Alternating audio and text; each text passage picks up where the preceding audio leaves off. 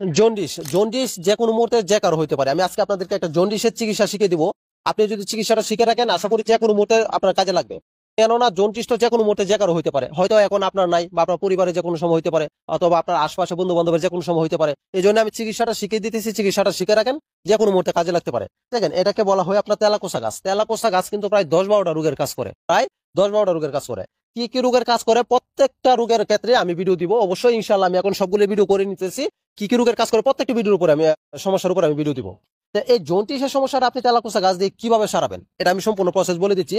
আপনি এটা যে শিকড়ের রস নিতে হবে আপনাকে। এটা কিন্তু পাতা এবং ডালার রস নিলে হবে না, এই শিকড়ের রস নিতে হবে আপনাকে আধা কাপ পরিমাণ।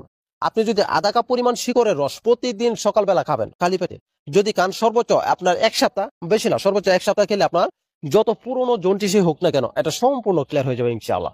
যত পুরনো জন্ডিসই হোক সম্পূর্ণ ক্লিয়ার হয়ে যাবে।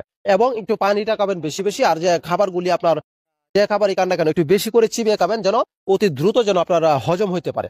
তাহলে আপনার যত পুরনো জন্ডিসই হোক না কেন অকর সম্পূর্ণ ভালো হয়ে যাবে ইনশাল্লাহ। আপনি বিভিন্ন জায়গা থেকে ওষুধ খাইছেন, এরপর কাজ হয় না, তাদেরকে রিকোয়েস্ট করবো এই তেলাকোষা গাছের যে শিকড়ের রস আপনি আধা কাপ পরিমাণ আপনি প্রতিদিন সকালে খাবেন, তাহলে আপনার সর্বোচ্চ 7 দিন লাগবে আপনার এই সমস্যাটা দূর হইতে, ইনশাল্লাহ সম্পূর্ণ ক্লিয়ার হয়ে যাবে। অবশ্যই ফ্রেন্ডস, ভিডিওটি ভালো লেগে থাকলে অবশ্যই একটু শেয়ার করে দিবেন। আর যারা পেজ থেকে দেখছেন অবশ্যই পেজটি ফলো দিয়ে রাখবেন এই ধরনের নিত্য নতুন ভিডিও পেতে। আর যারা ইউটিউব থেকে দেখছেন চ্যানেলটি সাবস্ক্রাইব করে রাখবেন।